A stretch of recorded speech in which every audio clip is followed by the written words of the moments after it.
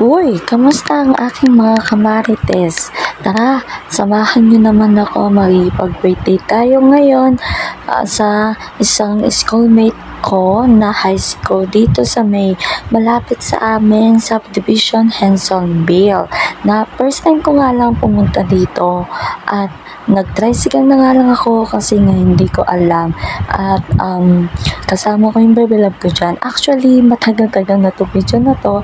Nakalkal ko lang siya and dahil nga walang time makapag-video, makapag-edit ng mga vlogs, alam niyo naman, full-time mother ako ng aking baby love na si Ocean.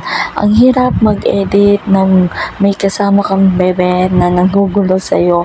Nakapasok na nga pala ako sa loob. Sa loob lang niya ginawa yung birthday. First birthday nga pala yan. Ayan, papasok na tayo. Dito tayo dadaan sa harap. Nakalak nga. Tignan nyo naman. Bubuksan niya yan sa harap. Lahat? O sa mama mo? Sa kabila kayo niyan. Hi ka muna. Hi.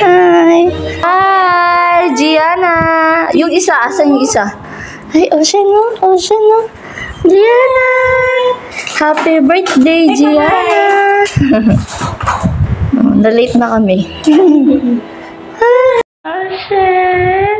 Wow. Ocean. Baby shark. Baby shark. Baby shark. Oo, nandito na po kami sa party. Sa schoolmate ko nung high school. Ayan, makikibirthday. Ako lang yung tao dito. Wala yung may-ari. Naghatid sila sa labas. Ngayon, wala na mga bisita. Ako naman ako. Late na naman ako. Hindi ako late. Mapa-party, mapa-ano. Kasi nakatulog yung baby ko kanina. 2 p.m. hanggang 4. Siyempre, nagbihis pa kami.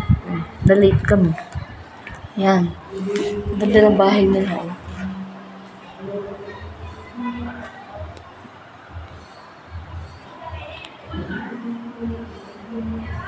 Da.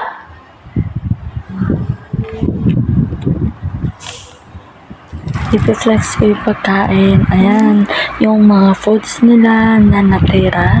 Wala na nga kasi mga catering. Umalas na sila dahil oras na at ako nakarating na ako dito.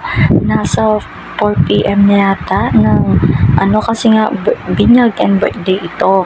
So actually kasi wala naman talaga sa mood ko yung pumunta dahil nga naiya ako tapos di pa ako nakabiling regalo kaya nakakaya. Pero dahil nainip ako kaya pumunta na lang din ako. Ang ganda ng bahay nila, diba? Shala! Iba yung yayamanin. O ayan, kakain na tayo. Syempre, serve yourself. Ayun, nakuha ko din. Diyos me yun. Napakatagal bago ko nasabi, no? Bago ko siya natama. At least, diba? Nag-try. Ayan, kakain na nga tayo. Dinner time na yan. Kain na tayo mga kamarites. Huwag kayong mahiya. Magsasharon pa kayo niyan. Charot. Ako hindi ako nagsasharon sa mga okasyon. Kasi nakakaya. Siyempre, wala ka na nga regalo. Magsasharon ka pa ba? Diba? Ang kapal naman ng mukha mo. So, siyempre, pinagpipilian ko. Tinatanong ko kung ano yung mga yan. Siyempre, nakakaya. Baka meron pang hindi kumakain. Diba? At dahil nakakuha na ako ng pagkain ko, syempre uupo na tayo para tikman ng ating kinuhang pagkain. Ano pa ba gagawin mo? Hindi kumain. Alam naman, tignan mo, diba? Panuorin mo wari yung pagkain na yan. Eh di na sayang, napanis lang, diba? O tara, kain na po tayo. At abang nag-voiceover nga ako dito, may sumasabaw na nagsasalita. Narinig niyo yun? At pagkatapos nga namin kumain, lumabas kami dito sa may swimming pool sa labas nila. Diyan yung mga bisita niya na natitira, nagiinuman, nagbibidyo. Okay.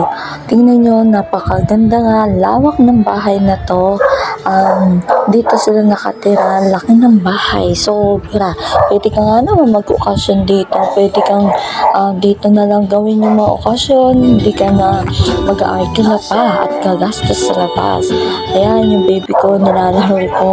Habang naghintay nga kami dyan na pauwi na rin kami at naghintay lang ako ng masasakyan. Pero dahil nga gabi na at sinabay kami nung bisita nila at nag-tricycle na lang kami sa may kanto. At syempre, sa mga hindi pa po nakafollow, paki-follow. Thank you!